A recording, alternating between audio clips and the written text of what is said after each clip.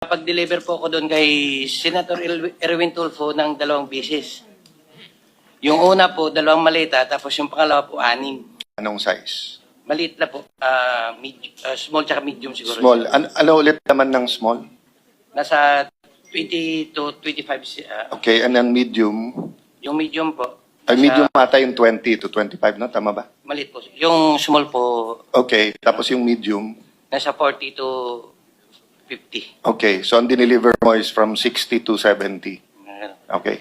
Tapos yung pangalawang beses po, Your Honor, 6 na malita na po.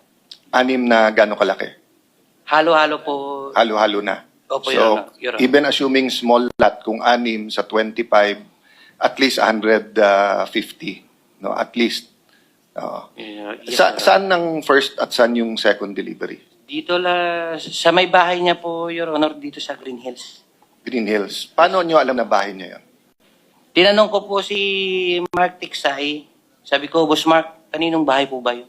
Sabi niya kay Senator Erwin. So pagdating nyo doon, katulad ng kwento doon sa Ilocos, so may sumalubong, kinuha lang, pinapasok kayo, paanong... Bali po, Your Honor, si Mark po, tsaka si Boss Mark, si Mark Tiksay, tsaka yung contact doon sa bahay ni Senator Erwin, sila po yung nag-uusap niyan. Tapos pagdating po doon sa bahay, ibababa po namin yung mga malita, tapos ihatid doon sa loob. Yung nagre-receive na po yung si Boss Mark na po, tsaka yung nagre-receive yung bala. So hanggang saan ka nakapasok? Nakapasok po ko doon, yung bahay po may basement eh. Hindi na hanggang sa ano lang. Yung basement, Pababa.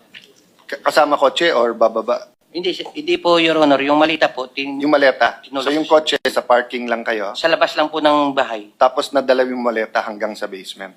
Papasok lang po kasi may sumalubong na po doon eh, yung... Okay. Ano So po kung yun? halimbawa, dadala namin kayo dun sa mga lugar na sinasabi nyo, matuturo nyo na, ito yung bahay, tapos Yes, Your masasabi nyo Honor. dito yung basement. Yes, sir. Yes, sir. Opo. Third